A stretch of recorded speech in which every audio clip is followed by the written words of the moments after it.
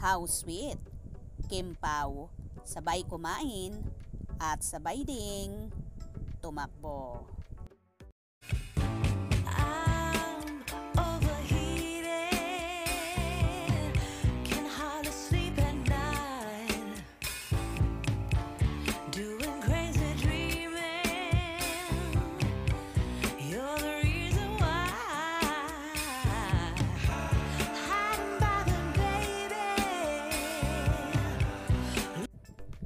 Kasalukuyan ngang nasa Dubai ang napapabalitang magkasintahan na sina Kim Chiu at Paolo Abilino para sa Kalayaan Caravan na magaganap ngayong araw sa Said Hall 1, Dubai World Trade Center.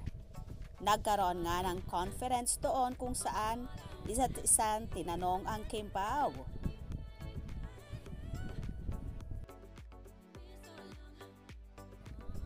Samantala, ikinaloka at ikinakilig ng Kim Pao supporters nang mamataang magkasamang kumakain sina Kim at Paolo kasama ang ilang mga kaibigan at kasama sa event.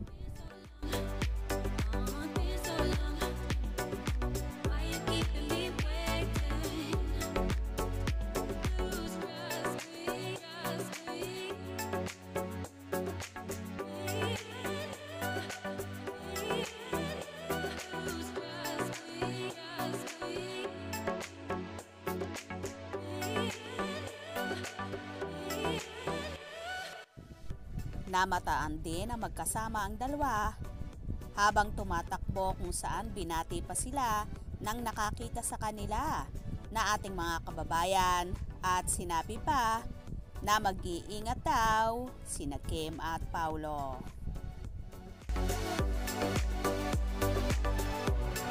Hindi, ingat kayo!